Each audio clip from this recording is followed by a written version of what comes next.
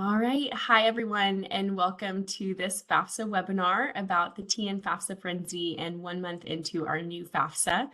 My name is Sarah Marrero, and I'm the coordinator of College Access Communications here at THEC TSAC, and I'm joined here with Suzette Telly, who's also hosting, our statewide services coordinator, and Jason C., our FAFSA specialist extravaganza. And we're going to talk a little bit about what we've learned from the FAFSA so far this month, some challenges with it, some things that are good changes. And then we're also going to go over the TN FAFSA Frenzy and FAFSA Challenge. So with that, Suzette, are you ready to take it over? I am ready to go. I'm going Okay. to share my screen. Okay, Sarah, give me a thumbs up. You got the FAFSA Frenzy screen. We got it. So we are FAFSA Frenzying here in Tennessee finally. So our Frenzy, which is our statewide FAFSA submission initiative, started technically January 1st or December 31st when FAFSA officially opened. You might wonder how I got to this page. So I went here, I'm on collegefortn.org. I went to school resources, and then over here under Path to College Events to TN FAFSA Frenzy. So this is where you will find just a wealth of information about all things FAFSA in the state of Tennessee. So let me scroll down here a little bit. I do want to show you, this is our FAFSA Frenzy survey. Those of you seeking Path to College designation know that you have to do 4 of the Path to College events, and then you have to complete a post-event survey for each one. So this is our FAFSA Frenzy survey that you will find right here. I will click here on the FAFSA data visualizations. We don't yet have any visualizations, nor do we really know when we're going to have the visualizations. We're kind of anticipating maybe March. We're not really sure. It depends on when FSA starts giving us the data and when we're able to post those. But we will get those to you as soon as possible. And this is where they will be on College for TN. I did want to point out our social media toolkit.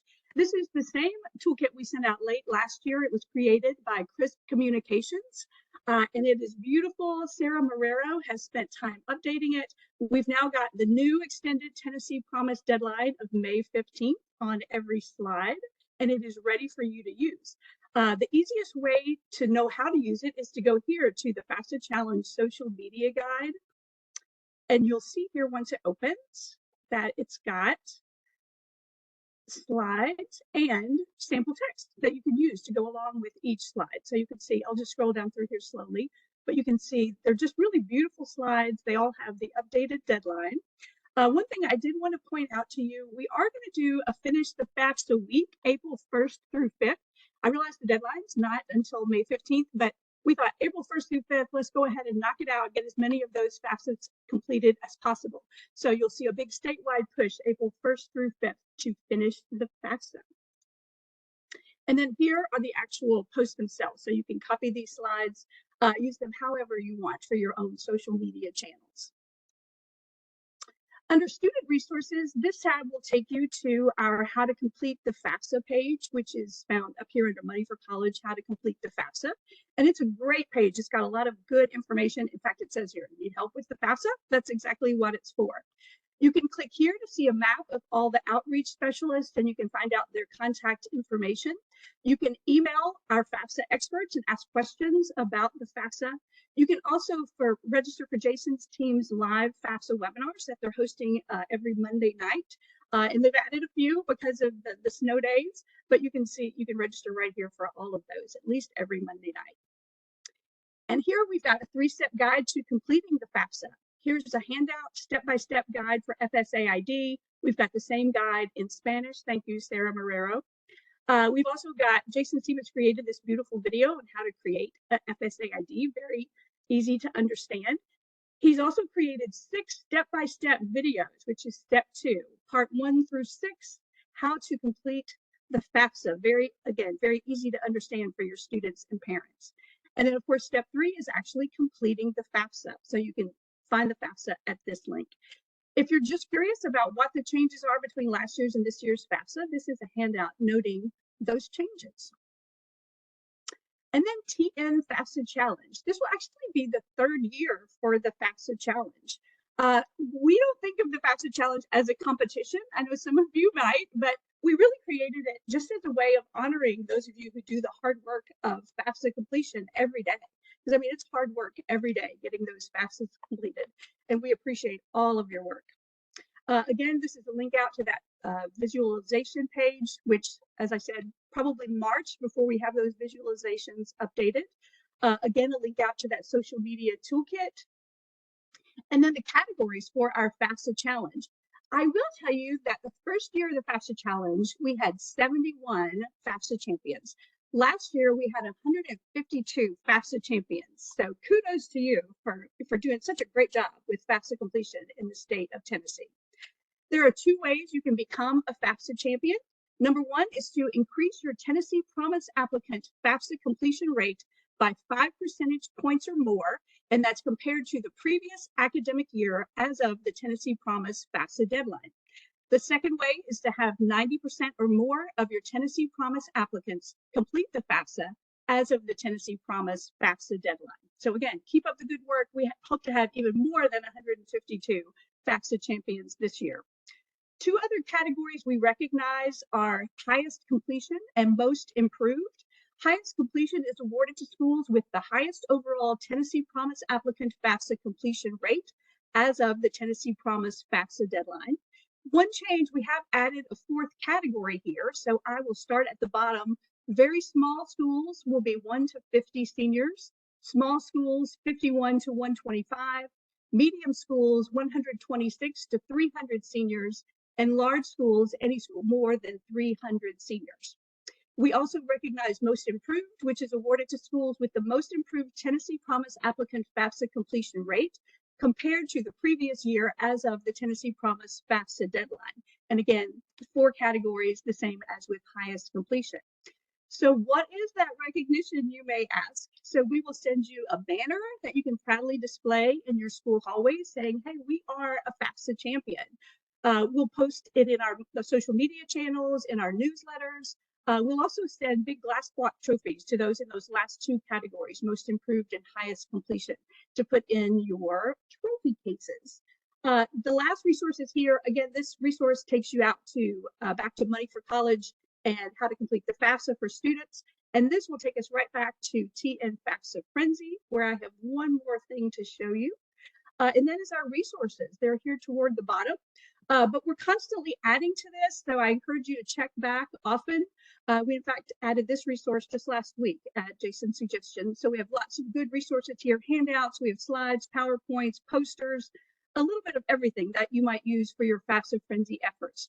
We also have middle school and elementary school resources, and those lean heavily toward financial stuff, financial literacy.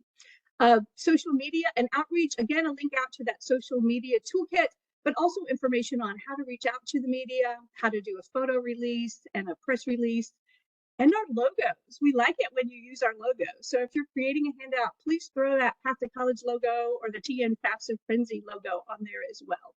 And if you're using volunteers for your events, we have information on how to recruit volunteers, how to train them, and how to thank them. One thing I don't think I mentioned when I talked up here about the social media toolkit, please be sure to tag us when you send out social media, whether you're using our toolkit or not, but use hashtag TNPromiseFAFSA or hashtag TNFAFSAChallenge. And I believe that's it for me, short and sweet. I'm going to stop sharing. Awesome. Hey, Suzette, we got a great question in the chat about how can we get local colleges or any colleges to get involved with those events. And somebody answered in the chat, and I would agree. All 3 of us here hosting today have college admissions background, and usually college admissions representatives are more than happy to join, or should be at least, on these kinds of events. But Suzette, do you have any suggestions there? No, that would be my suggestion. If you know someone at the school, like the rep that's attended, say, school fairs at your school, reach out to that person. If you don't, reach out to the admissions office, just the generic address, and just ask if you can get help with your event. And as she said, I think they would, this time of year especially, you know, this is a little bit of a downtime for them, so they would love to help out. Absolutely. Well, thanks so much, Suzette. Thanks for telling us all about FAFSA Challenge. And now we'll go ahead and turn it over to Jason C., who I, of course, called our FAFSA expert extraordinaire. He's the Senior Director of Outreach here at THEC and our go-to guy for all things FAFSA. So without further ado, the name on everyone's lips, Jason C., take it away. Uh-oh, I think you're muted, Jason. Let me unmute you. There you go. And he's got that fancy microphone. See, first time, long time. Oh, goodness. Here's what I was about to say. Sarah, Suzette, happy Friday. As always, it's good to join and do one of these webinars. And it's good to see so many of our friends statewide who have joined, to hear all of this, I guess, information not only about FAFSA Frenzy and our forthcoming events, but also about where we are 1 month in now with the 24-25 FAFSA. Guys, I'm going to begin here. As many of you know about me, but Suzette, if I may, perhaps you don't know one common thread for Suzette and myself is we are both not only proud native Kentuckians, but we are also WKU alums. We both graduated from Western Kentucky University. And I say that to start here. My communications professor, Dr. Carl Kell, he was one that taught us as students the art of the 3-point speech. And as I'm about to get into these 24-25 FAFSA updates, I will conclude by giving my 3-point speech, the good, the bad, and the ugly as it relates to the 24-25 FAFSA 1 month in. So that being said, I'm going to now share my screen and we'll go over a few updates to start out, just to make sure we are all on the same page. First, state deadlines from a FAFSA perspective.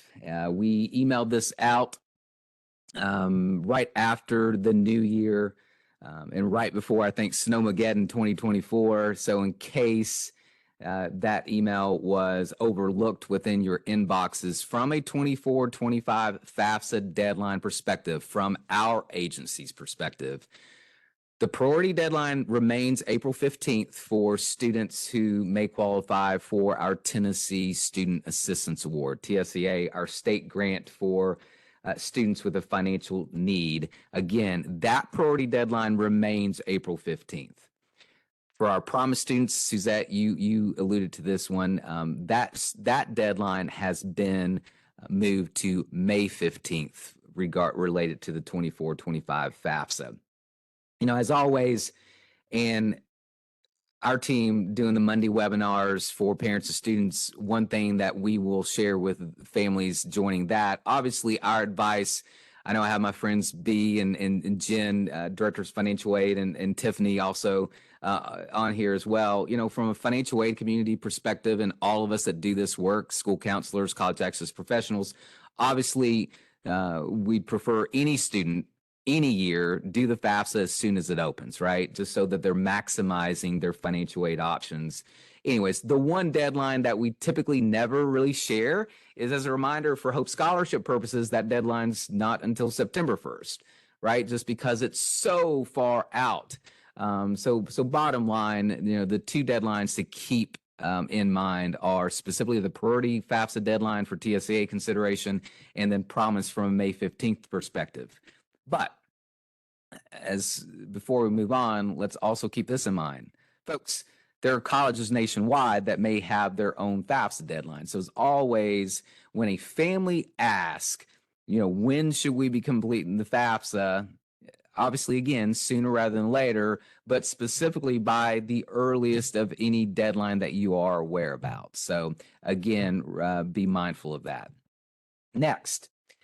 So many of you attended one of our 9 boot camps that we hosted statewide back in the fall, and thank you for so many of you doing that. And at several of the boot camps, the question was asked specifically from schools and districts that offer universal free and reduced lunch. So in other words, free and reduced lunch for everyone, regardless of eligibility.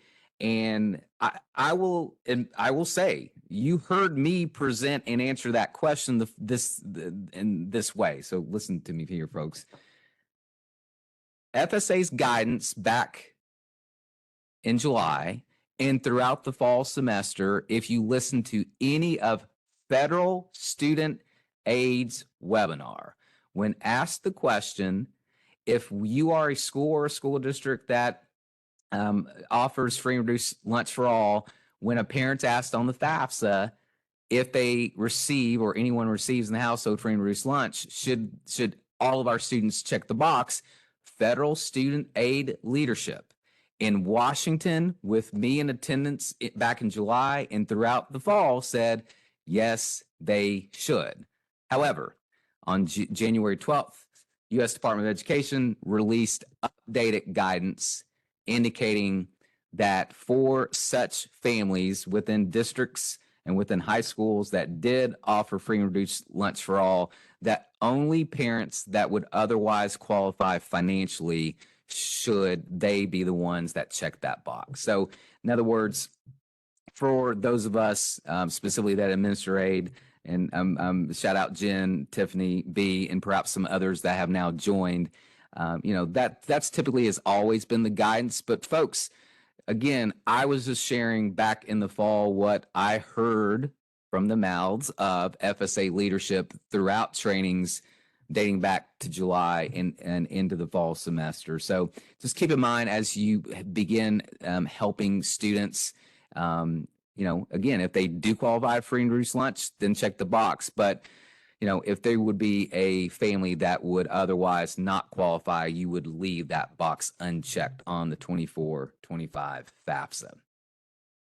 The other update to share before we get into the 3-point speech is that the U.S. Department of Education announced on Tuesday it will be updating the supporting data tables used to calculate the student aid index to account for inflation, which is great news for some of our families because this ultimately could lead to a bump in their Pell Award.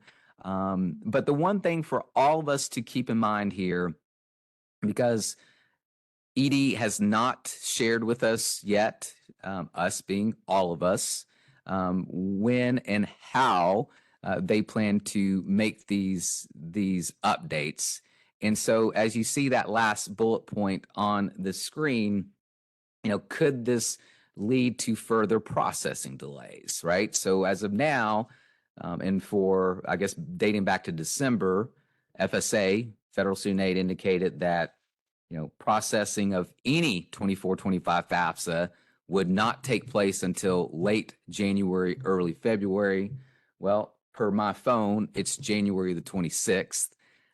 So I have now begun just saying I'm expecting processing to begin at the earliest in early February. With this announcement on Tuesday, everyone just should be just heads up, right? This could lead to a further processing delay. And as I shared in a meeting with leadership the other day, not only does this impact our students, but this has huge impacts to our financial aid administrators in our colleges. So again, just stay tuned, and obviously we will share any updates about this in terms of if FAFSA announces that they might be taking the application down or something like that to implement these updated tables. So just heads up to everyone listening. Now to the 3-point speech: the good, the bad, and the ugly. Let's start here with the good, right? Be positive. It's Friday. As some of us see, even though my shades are pulled kind of behind me, the sun's out, so that's always a good thing. The good, folks, as a reminder, it is still only January the 26th. Seriously, it's only January 26th. We still, have selfishly, from my perspective, in terms of some of our deadlines that are out there, we've still got a long runway as it relates to this 24-25 FAFSA. But then also the good is this: for some of our families, this truly is the best FAFSA ever. I worked an event 2 weeks ago now at Nashville State at the Southeast campus. So in this case, this was an event specifically for our Reconnect students, so adults who were earning their first associate's degree. All of them would be independent. And that day, we had 30 students that were scheduled. My colleague decided we would do 3-hour workshops. So basically 10 students each hour to give them an hour to do the FAFSA. I kid you not, those 30 students all completed the FAFSA in under 10 minutes. So when it's working, this is the best FAFSA ever, right? And as we talk about that, one thing, and especially for my school counselors, my college access professionals, again, my financial aid administrators who are helping families do the FAFSA, let me be clear here as we go through these steps. If you've had FAFSA success doing the FAFSA your way, please keep doing it the way you've been doing it, right? But here is what I have observed. So this is from my perspective here in these first 3 weeks. You know, first, and we try to hammer this throughout the boot camps. Step one, the importance of FSCID creation and allowing that 3-day authentication window before a student and or parent begins their respective part on the FAFSA. I think it's important. So for those of you that I know Miss Lisa from Mount Juliet is tuning in, and I know Mount Juliet High School has a workshop this coming week. You know, the one thing that all of us, as we are planning for FAFSA workshops, we really need to encourage our students and parents to create their accounts at least 3 days prior to a FAFSA event so that those accounts ideally have been authenticated. Because if they have been authenticated, this FAFSA has worked, all right? And so again, step one, student will need to create an account at studentaid.gov. If new to FAFSA, one parent should create an account also at studentaid.gov. And again, then please wait those 3 days for that account to be authenticated with the Social Security Administration before completing respective FAFSA sections. Here is studentaid.gov. For someone that's landing on this page, needing to create the account, they click create account and then go through the 7 steps. I'm sure there are chats that are happening right now and questions coming in. I've already seen some of those specifically about our mixed status families. Just wait, we'll get there, all right? That being said, here's a reminder from our boot camps, all right? So for those of you that potentially are joining live today and you unfortunately were unable to join us at our boot camps, one thing that we talked about, there has been some confusion regarding specifically parents and, you know, hey, Jason, I've read that all parents have to create an ID and all parents have to do the FAFSA. Let's use this picture as the example, all right? You've got mom and dad, and you've got one student in this picture, okay? If mom and dad are married and they filed married filing joint in 2022, just like we have in previous FAFSA cycles, I only need the student to have an account so that they do a student section, and I need one parent to have an account so that one parent will do the parent section, acting for both parents in that married filing joint perspective. What's new with this 24-25 FAFSA cycle is if, however, the parents are married, but they filed taxes separately in 2022, that is when I not only, using this picture as an example, I need dad to have a FAFSA account because dad will complete a parent section of the FAFSA. And then I also need mom to have a FAFSA account because she will log in and have to complete a second parent section of the FAFSA, essentially for dad to authorize the IRS to transfer his separate filing, and then mom, right, to likewise authorize IRS to do her separate filing. So folks, that's the whole breakdown in terms of if married and you file separately, that's when I need both parents to have FSCIDs and both parents to complete parent sections. For those single parent households, you know, in those examples, I just need one parent to have an FSA ID. Just like in the example going back here, if married and married filing jointly, I only need one parent of the two to have an account to do the parent section of the FAFSA. Hey, Jason, can I ask a quick question before Of you course you keep can. going? Some of these, I think, situational questions we could ask in a little bit, but just real quick, if a parent already has an FSA ID from an older child, do they need to do anything differently with their current student with the new FAFSA? Can they use their old FSA ID? How would that work? Yeah, Sarah, great question. So, you know, let's use this as dad, right? Dad here has an account dating back to 2016 because he had an older child that he helped with the FAFSA. Dad already has an account, right? It's all about, you know, Sarah, to your point or to the question, if the parent already has an account because they themselves are students or they have previously created a FAFSA dating back to 2016 when FSA ID became a thing, you know, if a parent already has an account, they don't have to create a new one, right? They are good to go.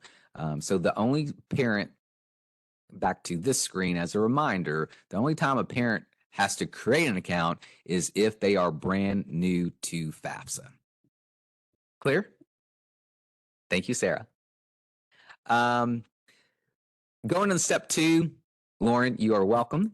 Now it's time to complete the FAFSA. So like once those accounts have been created, folks, again, if you've had success doing FAFSAs, you continue doing it your way, however that way may be. But again, observations from the field after, I think I've done now 10 FAFSA workshops in person. Beyond those, also conducted online. I've seen it best. Student should log in at FAFSA.gov, complete their section. Okay. Once they've completed their section, then I've had the parent to log in at studentaid.gov. When they log in, right, studentaid.gov, parent clicks log in, parent logs in with their email, their password. They will see a pending invitation. They will accept that invite, or excuse me, Sarah, your video is over my little button there. Sorry, you're good. You will click view my activity, right? You will click that view my activity, which will then take you to this my activity screen where the parent will accept the invite, and then this will take them to the parent section of the FAFSA for them to complete that section. And again, folks, that has been my successful approach helping families with the FAFSA thus far. Throughout the boot camps, and I think in time this will be the case. At the boot camps, I said numerous times there is no order of operation. I still think that in time that will be true, but I will share with everyone some of my families where the parents started the FAFSA first and then the student did their part. I've seen more glitches and more errors encountered. Whereas for the order of where the student completes their section first and then the parent logs in to do theirs as outlined here on this screen, that's where I've seen better FAFSA success. So just heads up. There's Suzette, before we move on to the bad. Anything else you think we need to add right quick? No? Okay. Keep going now. The bad. All right, so the bad, folks, I would say would be the errors and glitches many of us have incurred or observed. I think I've seen some of the chats as Suzette was presenting as well.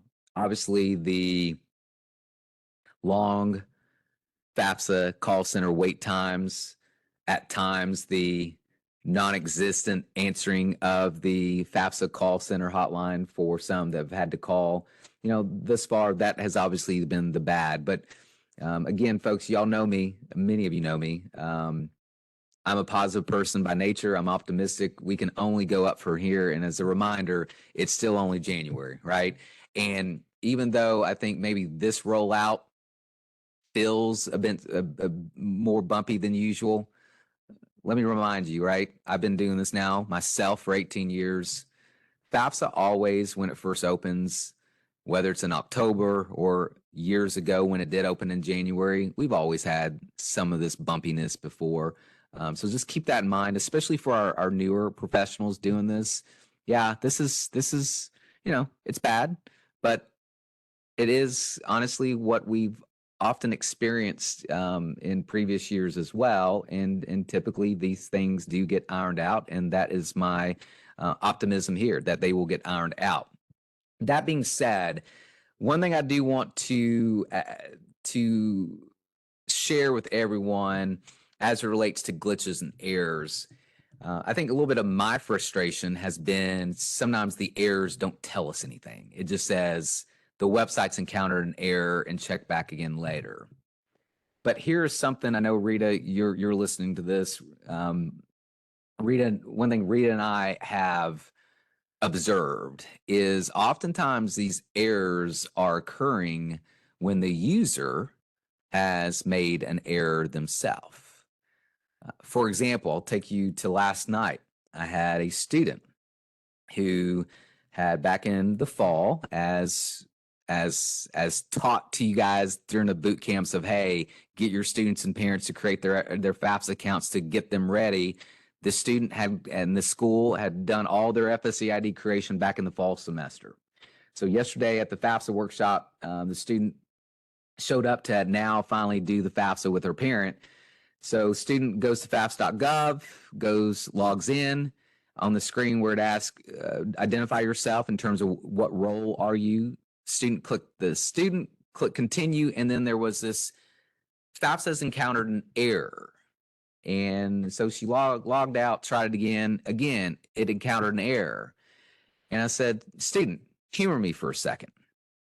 And I said, let's go up. And so this is an example of the studentaid.gov account. So I said, go up to the right-hand corner, hover over your name. All right, so where you see Jason here, click that down arrow. So she did that. And I said, let's click on settings.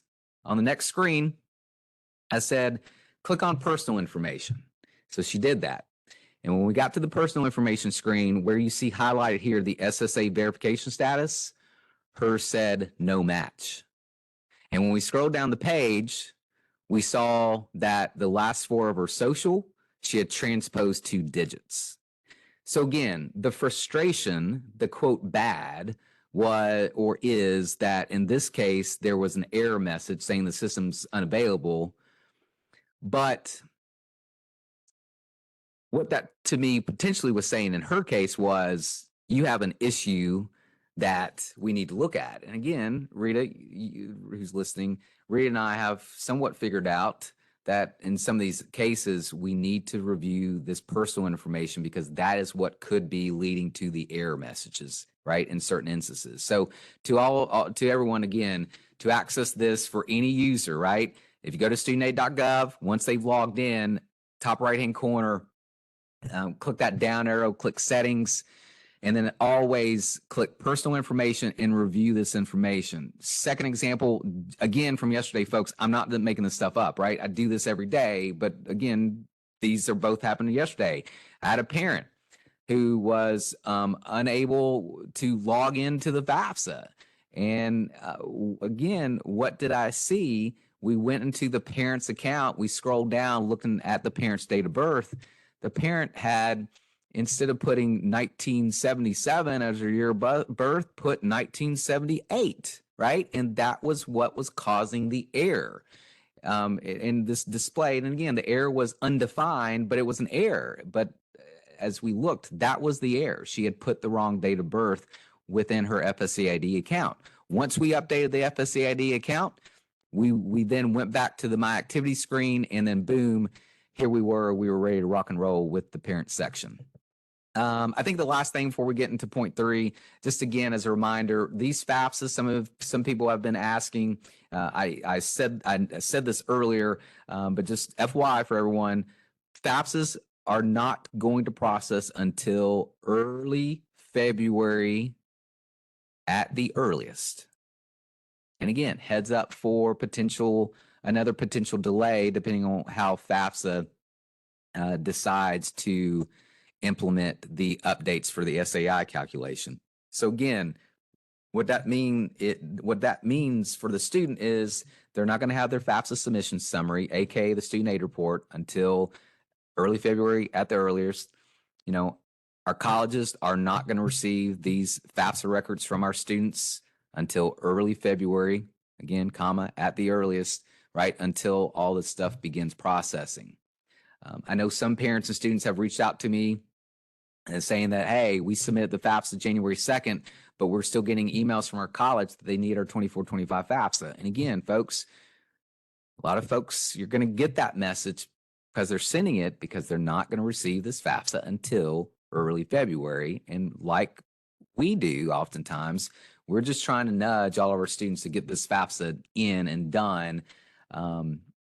So just reminder about the processing. Finally, the ugly. And this is where we're going to talk about the myriad of issues related to our mixed status families. And folks, as of this moment, basically there are,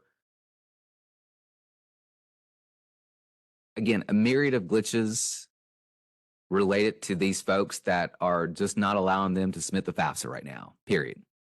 And the guidance that we continue receiving from FAFSA and from federal student aid is we are aware, meaning FAFSA, of all of these issues related to our mixed status families trying to complete the FAFSA.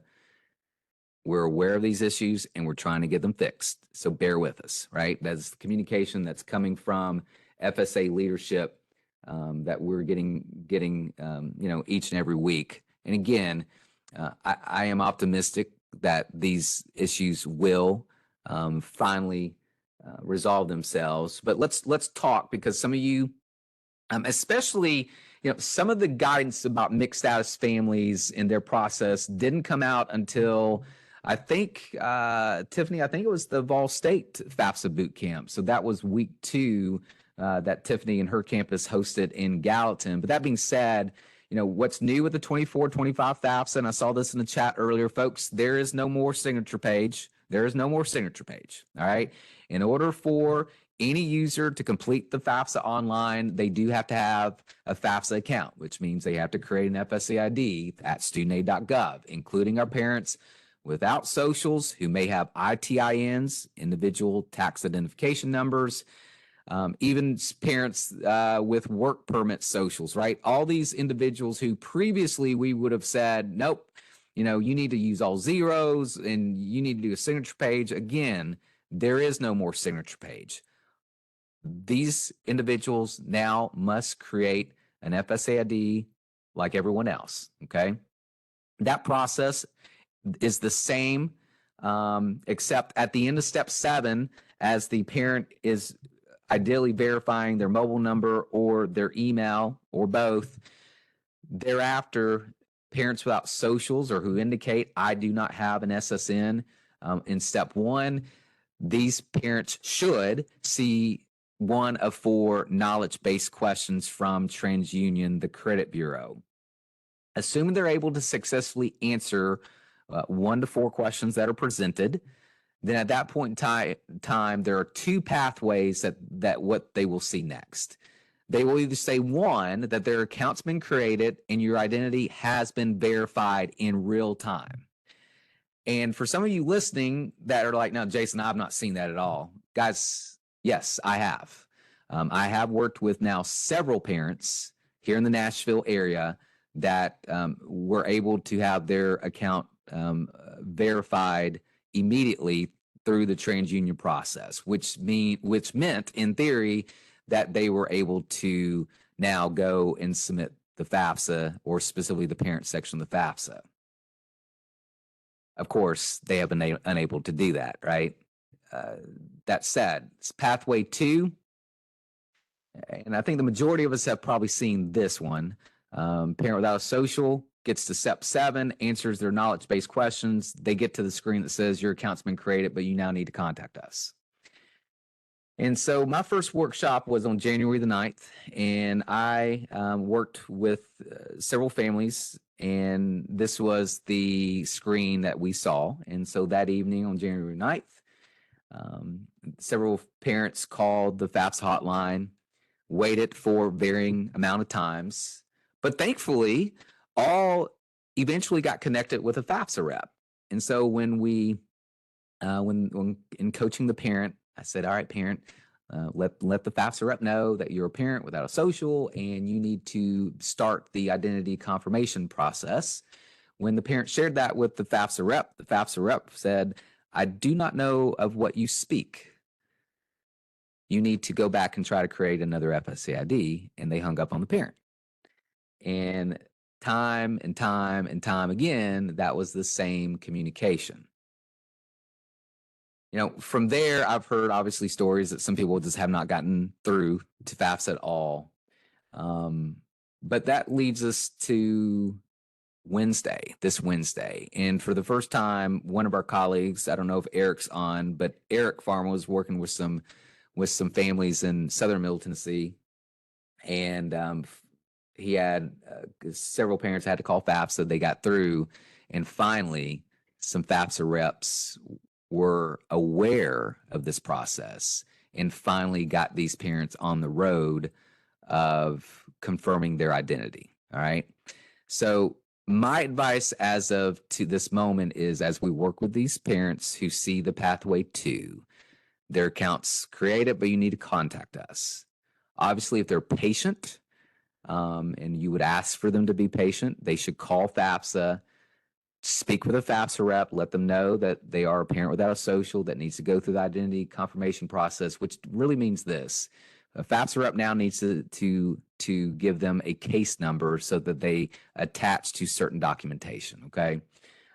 So that's what they should do. Now, as a reminder, the call center is open on Saturdays from 10 a.m. Central Time to 4 p.m. Central Time, okay? So that's 11 to 5 for my Eastern time zone friends that are listening in right now. I've been advising a lot of my parents to wait till Saturday to call because I'm assuming call volume might be down then on a weekend, specifically on a Saturday. But I would now, Sarah, Suzette, if we did this webinar a few days ago, I may have been sharing then, don't call at all. But now, because we have had some breakthrough success, now our parents that are in this pathway to should begin calling to confirm their identity. Just heads up, once they're assigned a case number, we sent the steps out in an email, I think 2 weeks ago, kind of the proofing identity confirmation process. This is an outline of the acceptable documentation that FAFSA is asking for. Again, I think that was Outreach Update 6 email that we sent. So or it could be 5. It's either number 5 or number 6. If some of you are like, "Jason, I didn't get it," email me and we will resend that to you with that PDF. That being said, 3-point speech done, over. What do you got for me, guys? We're ready for you, Jason. We've got some questions. We have about 15 minutes left, so perfect timing on our part. So what I'd like to do, we have some more general questions and then some case-specific questions. I like to get the general questions answered first, and then if the individual cases for students need to be handled through an email, we can do that. So first, Jason, I thought this was a really interesting question, asked, have you had any better success using the mobile app or a computer when doing the FAFSA? No, none better either way. As a reminder, and forgive me, mobile app, just as a reminder, there is no more mobile app. You would just be accessing the 24-25 FAFSA through like Safari or Chrome on an app or on your phone, right? However, there is no more FAFSA mobile app. That actually ended prior to the 23-24 FAFSA cycle. So I haven't, but as always, folks, you do you. There are times, Sarah, Suzette, at high schools, there are times that folks, I know a lot of us have Chromebooks. I really believe there is an issue with FAFSA and Chromebooks. That's me. That's me saying that. That is me. Okay. No one's ever at FAFSA has verified there is an issue. I sometimes see more issues on Chromebooks, but at that point in time, what can you do? If your school only has Chromebooks, you can't go do anything else. But at times, Sarah Suzette, if we've ran into issues through a Chromebook, I have said, hey, if you're able to, let's try it on the phone, and then vice versa as well. But I've not necessarily seen any greater success either or, but I do want to say that I do feel like, not just right now, but in past FAFSA cycles, for whatever reason, sometimes at certain schools on Chromebooks, I've had less success even in past cycles. So there you go. Okay, that's very helpful. Jason, this is a question I've heard you address. I think you addressed it at some of the FAFSA boot camps, but what if neither of the parents are willing to complete the FAFSA for an 18-year-old student? Yeah, no, great question. And for all of us listening, an unfortunate scenario, because at that point in time, the only option for that student to submit their FAFSA is, unless there's an unusual circumstance where if potential that contact, and this is per the FSA handbook, if per that contact with the parent could lead to an abusive situation. So again, unless it's otherwise an unusual circumstance where they could submit it that way, if it's just simply a flat out refusal, but everything else is amicable, between mom, dad, student, or among mom, dad, and student, or whatever, then really the only option to submit the FAFSA is to say you want to be considered for an unsub loan only, because without the parent information, for most students between the ages of 16 and until they reach the age of 24, they need that parental information so that the financial aid office can determine the student's eligibility for any grant or scholarship, right? So again, if someone is unwilling to provide their information, that student's only going to qualify for an unsubsidized loan, and that's assuming the college participates in the loan program until the parent acquiesces and ends up providing that information. Okay, thank you for that. Are there any Spanish language options if people call to confirm their ID, if they use the call center? Yes. Or those service? Okay. Yeah, and forgive me, Sarah, I should let you finished. Oh, no. It's like if I ever play Jeopardy, right? I need to let them finish the question in case I miss it or something, right? That's something that we communicated at all of our boot camps. Is FSA, the one thing that they have apparently done is you can request one of multiple languages if you do need a translator. Now, that being said, I know with my Spanish-speaking families that I've worked with, they've been able to say and request someone who speaks Spanish, and they've been able to connect with them. But I've also worked with some Arabic families. They have an Arabic translator as well. So it's just one of those things that you have to ask for as you're calling in. Okay, that's great. Another question, a student who is a U.S. citizen, but mom and dad are not.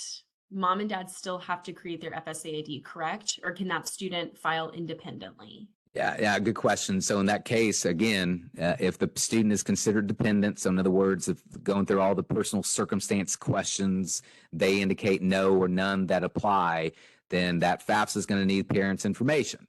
And so then at that point in time, it's as we a little bit talked about earlier, right? If the parents are married and they filed taxes jointly in 2022, I need one parent to create an account for that one parent to complete the parent section.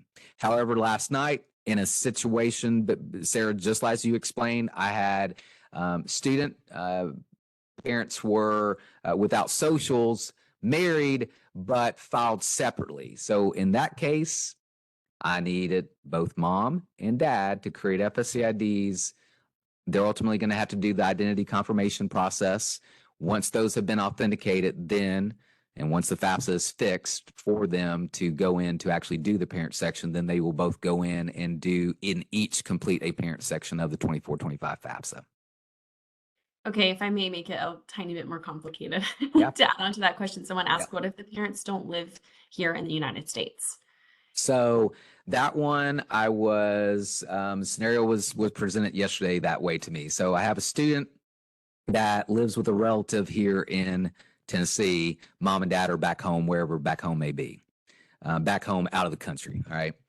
And this question was, Jason, what do we do here? And so again, this goes back to our FAFSA basics, right?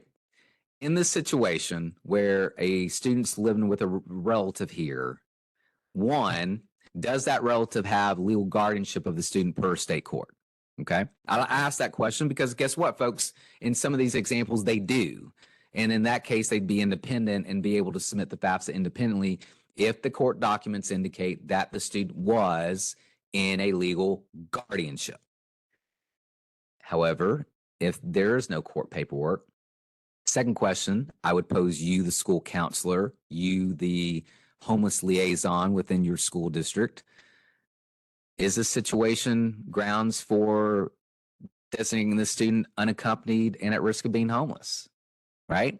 If you're able to do that, you've got that dependency question. That student could say yes if, based upon the scenario, you, the school district, determine the student is unaccompanied and homeless or at risk of being homeless, then the student could file independently that way. Without that, then we will need parents' information. And this though, and I don't know if Jen, Tiffany, if any of you would like to privately chat or even chat out or whatever, I don't know, this might also qualify for an unusual circumstance that some colleges might provide a dependency override with as well. So that route might be an option as well. Yeah, Jen just said depends on the full situation, right? I mean, so there are some multiple angles here. Sarah, the person hopefully knows this. They can reach out to me or their outreach specialists, and we can talk further if we need to. Sure, that's great. Thanks, Jason. That's really helpful. Just a couple more questions here. The proofing documents that some are required to submit. What if someone doesn't have all of those proofing documents or only has a few of them? Are there any options there? Yeah. So, all right. So here's my guidance right now. For if a parent, right, parents who have to create their FSA ID goes through it and you show them the acceptable documentation list and they don't have any, I have posed this question to our FSA colleagues, as you just posed to me. What do they do? I'm waiting a response. Those of you that attend the boot camp, I think y'all heard me say this. I think heads up. I think the ultimate solution will be this family will have to complete a paper FAFSA. And there is a paper FAFSA that I will say a few families I've encountered here in Nashville already. I have had work on a paper FAFSA already.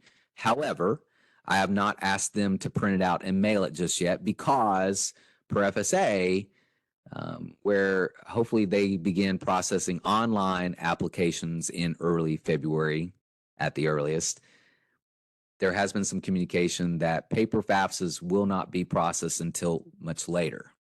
And knowing that guidance, right, we're hoping that perhaps the online system is updated some way, somehow to accommodate all. But to Sarah, again, to answer the question today, I think the paper FAFSA will probably have to be submitted for this student. And that means that, you know, it's a 27-page document, just like it's 1999 when Jason C. was applying to college and completing the 99 2000 FAFSA on paper, right?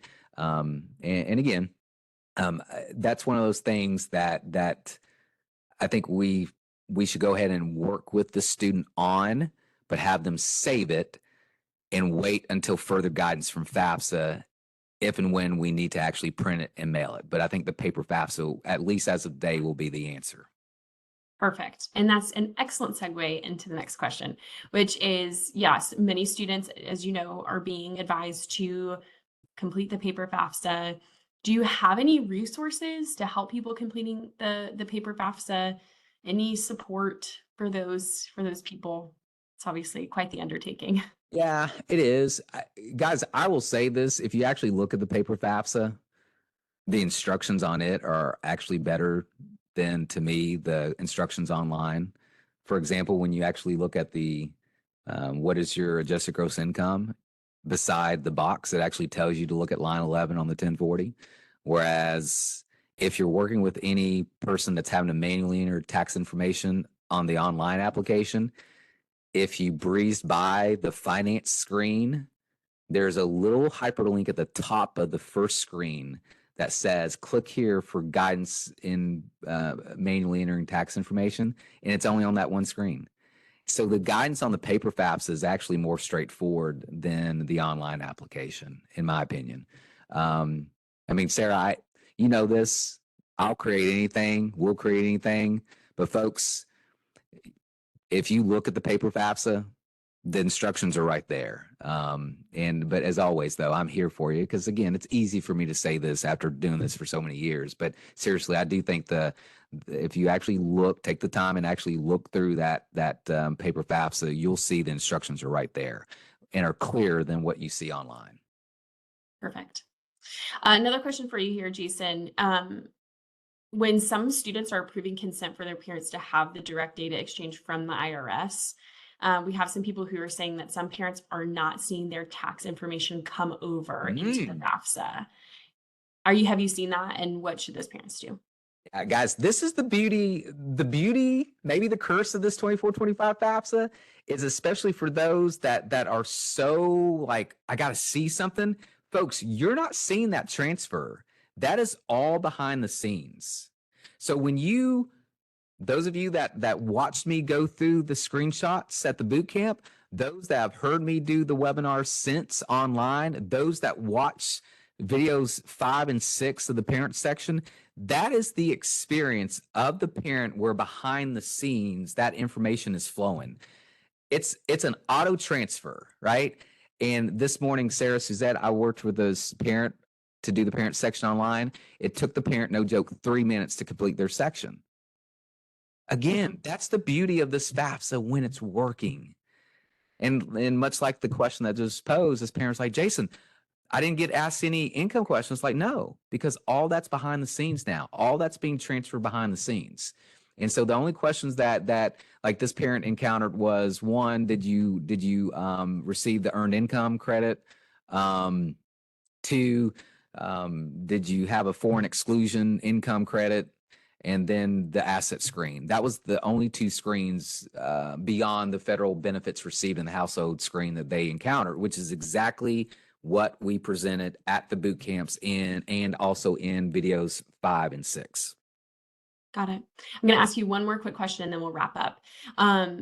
One person asked, they thought that they were told that a student or parent would need to create an FSA ID and then they would be emailed a PIN number. But many parents have stated that they're not receiving an email with a PIN number. Should they be expecting that email, or should they just wait the 3 business days and then complete the FAFSA? Love it, love it, love it, love it. Great question. So guys, the PIN number is so 2015. Sorry, Suzette, Sarah, I want y'all to smile. That's some humor. That's some FAFSA humor right there. And y'all just totally deadpan that. Come on now. Hopefully sorry, we're trying to handle the chat, Jason. Hopefully there's some people laughing there. No, it's a great question. Folks, FSA ID. This is the username and password, right? This is the username and password that the student creates, that the parent creates in that 7-step process at studentaid.gov. All right. So what they create is their username and password. That is their login. There is no PIN number anymore. There is no subsequent code that comes that they use beyond the having to wait for a text code or a mobile number code. Sorry, I just redundant there. It's the same thing, or an email code just to get in as part of the 2-factor authentication piece. So, there is no number. Again, once they create their account, they wait 3 days. Now, in theory, they are supposed to get an email that says, hey, Jason C., your account's been authenticated by the Social Security Administration. Some have, some haven't. So generally speaking, I'm saying, hey, do your account, wait 3 days, then log in and do the FAFSA. But you're going to log in with that username and password you created, right? And it's going to ask you then to verify your email, mobile, or your email or text code, just for in terms of 2-factor authentication, and you'll get that code. But again, your login's always that username password that you create. Perfect. Yeah. Thank you, Jason. This has been so helpful. And we still have a couple of questions that we weren't able to get to, just those more individual cases, but we're going to do our best to email out responses to those questions shortly. So to all of our participants, we just want to say a big thank you so much for joining us and just for being curious. It is a huge service to your students. And Jason has one more thing that he wants to say. No, I do. And bless you, Sarah. Thank you. Of course. Y'all all know me this way. It's like 11:01. Who cares? Right? You know how I am. I'm sorry, guys. I do want to just, Rita, thank you for texting me this. Forgive me, guys. Rita and texted me two things just to add. One, the family size screen. So on the parent section, we are encouraging our families when they're asked, is your family size different from 2022? Yes or no? I and we are encouraging everyone to initially say yes so that you see the number, because what I'm seeing oftentimes is that number is inaccurate. All right. So say yes so that you see your family size number. And if it's inaccurate, obviously then change it on the screen and move forward. If it's correct, then you would go back and say no. The second thing, Sarah, some of the errors that have been resolved, and there's been some glitches, and it's not allowing the student to get from one screen to the next, or the parent to get to one screen to the next. Guys, in some of these instances, let's apply some old FAFSA guidance, which is delete the form, start it all over, and try again.